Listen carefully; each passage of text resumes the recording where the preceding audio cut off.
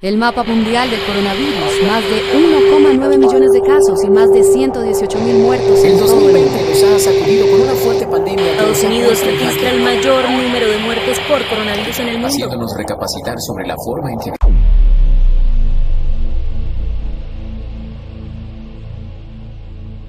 Ahora continuamos el siguiente panelista. Ahora tengo el gusto de presentarles también, ¿ok? El doctor Óscar Mendoza, quien es médico cardiólogo, es médico cirujano de la Escuela Latinoamericana de Ciencias Médicas de la República de Cuba, avalado por la Universidad de San Carlos de Guatemala. Es especialista en cardiología de la misma institución académica y hizo estudios de posgrado y diabetes de la Universidad de San Carlos de Guatemala, máster en administración hospitalaria de la Universidad Galileo en Guatemala, más de 15 años de ejercicio profesional. Ha recibido múltiples reconocimientos por su participación y moderación en congresos de cardiología, entre los que se destacan el Congreso Mundial de Cardiología del 2016 en México y el Congreso Europeo de Cardiología celebrado en Múnich, Alemania. El doctor Óscar nos trae una ponencia que ha denominado Coronavirus y las enfermedades cardiovasculares, que creo que muchos aquí hemos oído hablar de las comorbilidades y de que por qué hay mayores personas que con este coronavirus pasan a las fases más nefastas de esta enfermedad. Doctor, muy buenas noches y le cedo la presentación de la diapositivas. Buenas noches, doctor. Buenas noches Adriana, buenas noches a todos. Gracias por la presentación. Pues aquí estamos aquí para conversar y continuar realmente con esto que a mí me está enriqueciendo bastante también y yo creo que a todos nos empieza a inquietar un poquito más. Y esto es coronavirus y enfermedades cardiovasculares. Definitivamente las enfermedades cardiovasculares es lo que más abunda a nivel mundial y es también una de las enfermedades que más se complica durante esta pandemia que nosotros estamos viviendo a nivel mundial.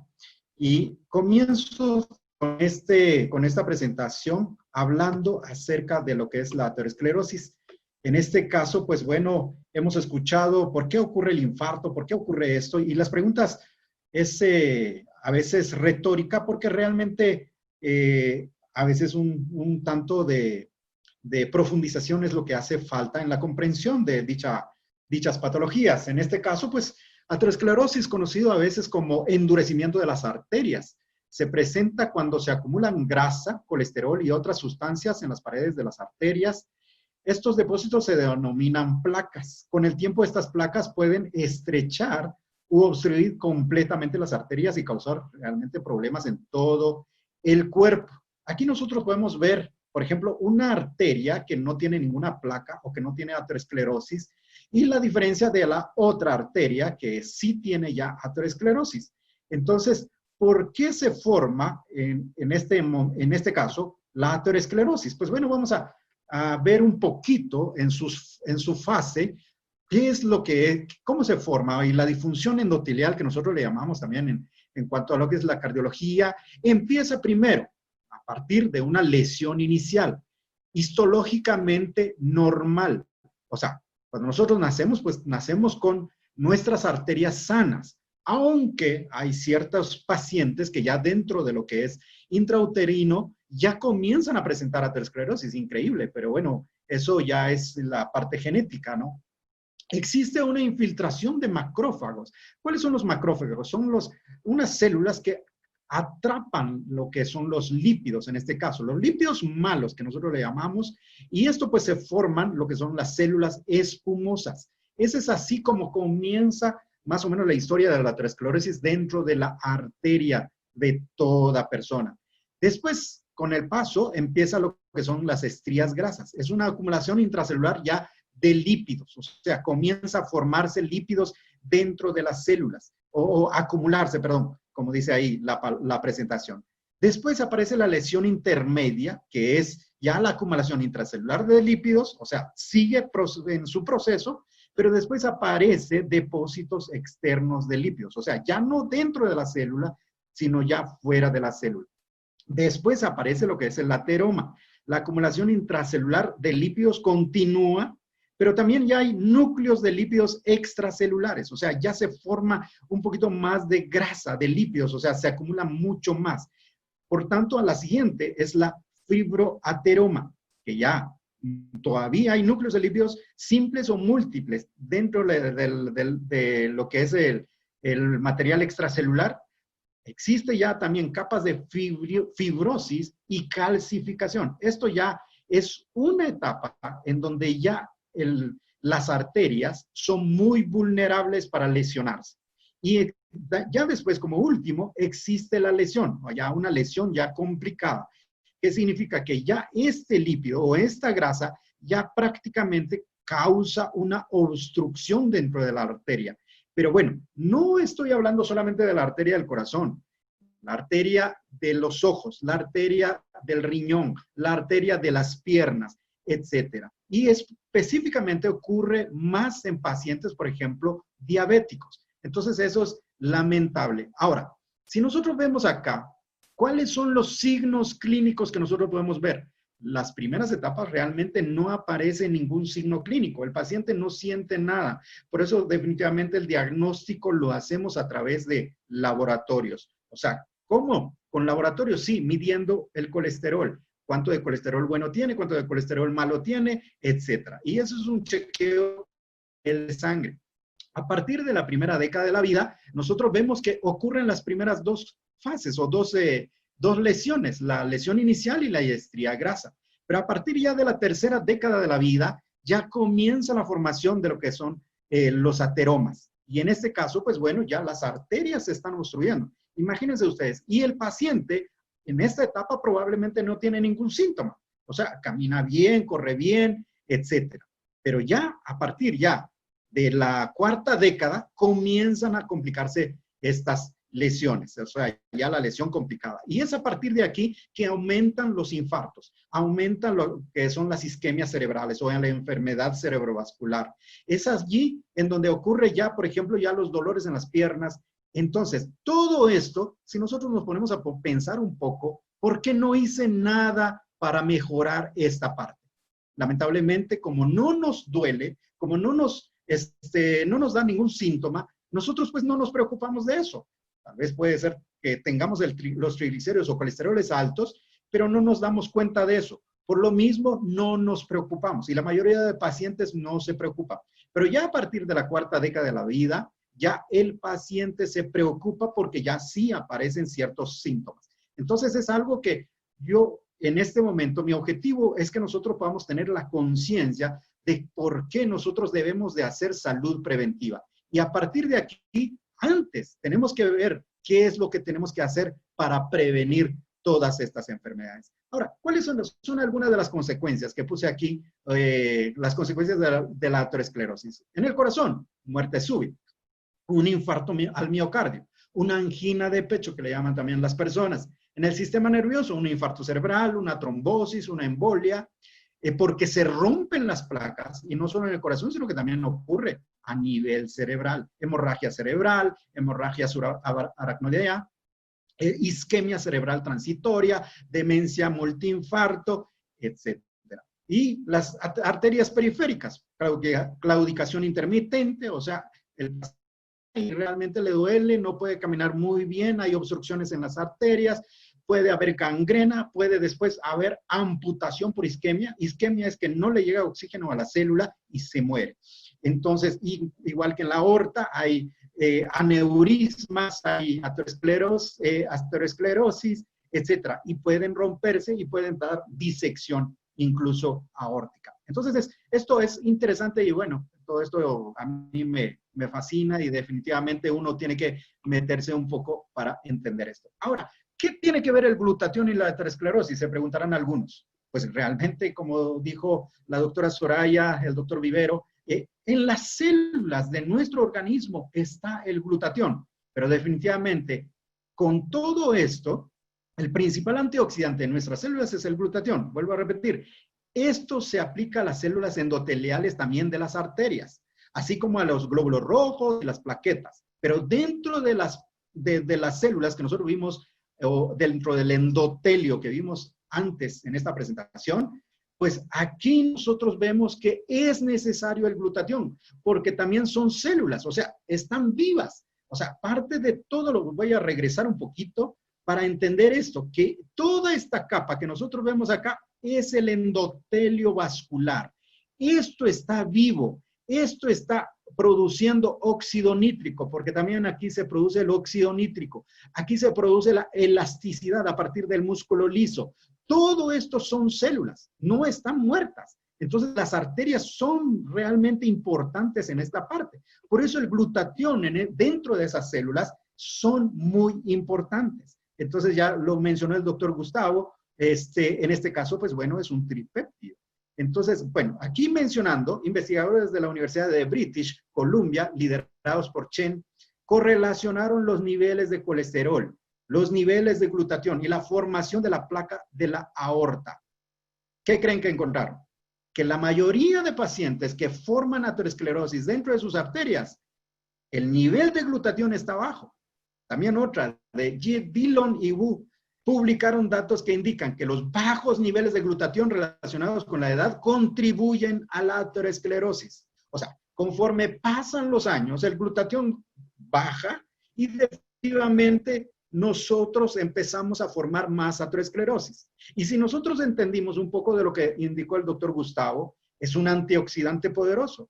Por eso mismo la aterosclerosis es un sistema o se produce una inflamación, o sea, una reacción de inflamación y por tanto se produce la acumulación de aterosclerosis dentro de las arterias de nuestro organismo. Entonces, por eso es fundamental que nosotros tengamos un aumento del glutatión y más cuando ya pasamos a ciertas edades, como vimos en la presentación anterior, que si ya pasamos de la corta década de la vida, nosotros necesitamos subir nuestro glutatión. Aquí, aunque la importancia de las vitaminas antioxidantes, que ya también lo mencionó el doctor, la vitamina C, la vitamina A, son cada vez más apreciadas, pero ninguna de ellas ocurre naturalmente en el cuerpo humano. Primero deben ser ingeridos. En cambio, el glutatión, por otro lado, ocurre naturalmente. Se produce dentro de nuestras células y el glutatión también sirve para reciclar otros antioxidantes en su forma funcionalmente activa, duplicando su importancia de esta forma. O sea, si yo tomo vitamina C, que no está mal, si yo tomo vitamina E, que no está mal, son antioxidantes, pero yo necesito también el glutatión. ¿Para qué? Para que tenga mayor funcionabilidad. O sea, en otras palabras, se duplica la función si yo tengo el glutatión alto. Entonces, eso yo creo que es muy importante para que nosotros podamos comprender. Glutatión y el cigarrillo. Se sabe que el humo del cigarro agota la acumulación de glutatión a nivel de las células en las vías respiratorias. Y no solo en las vías respiratorias, sino también en el endotelio vascular. O sea, dentro de la capa que cubre las arterias del corazón, también existe un agotamiento de glutatión, por lo que exacerba el daño oxidativo. Acuérdense, en las arterias ocurre inflamación. Y si ocurre inflamación en las arterias, ocurre también inflamación en los pulmones. Por eso, claro, que no fumen. Entonces, y la inflamación pulmonar, así como la cardiovascular. En COVID-19, estos pacientes pueden llegar a necesitar atención médica en terapia intensiva. Eso ya lo sabemos. ¿Por qué? Porque definitivamente, si hay una inflamación a nivel vascular, ya de por sí, que de un paciente que no se ha cuidado, que no se trata bien, definitivamente se va a complicar. Entonces, y más ahora que nosotros estamos viendo pacientes ya en esta pandemia. Y es por eso nosotros debemos de cuidar nuestro organismo a través de subir nuestro glutatión. Cuanto más alta es la presión arterial, mayor es la probabilidad de un ataque cardíaco. Eso ya hablando de hipertensión. Mayor probabilidad de accidente cerebrovascular u otro problema circulatorio. Cuando no se identifica una causa única para la presión arterial de un paciente, nosotros como médicos decimos hipertensión esencial, que no se sabe la causa. Pero sin embargo, ya una mirada más atenta a los niveles de glutatión puede ayudarnos a identificar una causa potencial en muchos de estos pacientes. Entonces, porque cuando ya no sabemos cuál es la causa de la hipertensión, y lamentablemente es la más grande en número, Entonces, nosotros pues definitivamente le decimos hipertensión esencial, pero yo considero que esta mirada debemos como médicos, yo sé que hay médicos acá, pues tenemos que ponerle ojo a esto. Ahora, la deficiencia de glutatión endógena primaria de glutatión se encuentra en muchas enfermedades crónicas, así como ya las que ya mencioné anteriormente. También existe la diabetes mellitus tipo 2. La diabetes en sí es una inflamación sistémica, le decimos ya hoy por hoy. ¿Por qué? Porque todas las células se inflaman. En otras palabras, se inflama el hígado, se inflama el riñón, por eso en insuficiencia renal, si no tratamos bien o sea, no nivelamos el nivel de glicemia, hay amputación de piernas, porque también hay inflamación dentro de las arterias en las piernas. Entonces, todo es un sistema, o sea, en el corazón, las arterias del corazón del paciente que tiene diabetes, son arterias que ya están inflamadas, difíciles a veces de tratar para nosotros como cardiólogos. Entonces, ese es el asunto. La obesidad, el glutatión también está bajo en cáncer y otras enfermedades cardiovasculares. Pues dicha deficiencia de glutatión puede cambiar la homeostasis en pacientes también con COVID-19 hacia el estrés oxidativo, que ya se habló de esto, lo que exacerba la inflamación en los pulmones y en las vías respiratorias. Todo esto puede conducir a lo que es el síndrome de dificultad respiratoria aguda, insuficiencia multiorgánica y como consecuencia, pues, la muerte. Lamentablemente, eso es lo que nosotros vemos dentro de lo que es las enfermedades. Algunas de las enfermedades cardiovasculares, porque las enfermedades cardiovasculares son abundantes en este caso. Pero bueno, concluyendo. Importante mantener una dieta saludable. Yo creo que eso ya lo damos por hecho todos. Realizar ejercicio físico, por lo menos 3 veces a la semana, durante 30 minutos en cada sesión. Es lo mínimo que se pide. Pero sí hay que hacer ejercicio físico y no quedarnos sedentarios, o sea, estando en casa, pero hay que buscar hacer algo y empezar a ejercitarse. Seguir tomando su tratamiento establecido para las enfermedades cardiovasculares. Más en este tiempo, tiene que seguir tomando su tratamiento para la hipertensión, para el colesterol, porque esto es lo que nosotros vamos a ayudar a bajar el riesgo cardiovascular. Nos ayuda a bajar el riesgo cardiovascular. Y por tanto, mantener en óptimos niveles su glicemia si tiene también diabetes. Y eso yo considero que es la dificultad que muchos pacientes tienen, porque no saben a veces controlar sus niveles de glicemia y definitivamente se pierden. O sea, no basta solo con tener una glicemia en ayunas en óptimas condiciones, no, hay que hacerla después de comer. Y en la mayoría de pacientes que yo diagnostico con diabetes, es en la glicemia postprandial. En ayunas sale tal vez a 100, a 90, pero ya después de comer sale a 180, 200, ya eso es diagnóstico de diabetes. Entonces, por eso nosotros debemos de mantener bien esos niveles de glicemia. Solo con tener una enfermedad crónica, ya necesitamos un aporte de cisteína para elevar nuestro nivel de glutatión. Entonces, por eso es muy importante, y yo creo que hemos hablado de esto, el aporte de cisteína es lo único que nosotros nos ayuda a subir los niveles de glutatión, porque el glutatión es tan importante en cada célula de nuestro organismo. En el hígado, vuelvo a repetir, las arterias, el corazón, el cerebro y entre otras. Mayores niveles de glutatión, menos riesgo para complicarse por COVID-19. Y yo creo que esto es algo que también les puedo dar de testimonio personal. Así que eso es mi presentación. Muchas gracias. Y si hay alguna pregunta, pues aquí estamos. Doctor, seguramente que va a haber muchas preguntas a su presentación. De verdad, súper esclarecedor, súper para nosotros los que no somos profesionales de la salud. Sé que tal vez haya muchas personas profesionales de la salud acá, pero nosotros escuchar de un cardiólogo como usted decirnos los cuidados que tenemos que tener y por qué es importante mantener altos los niveles de glutatión para prevenir esas complicaciones. Doctor, muchísimas gracias.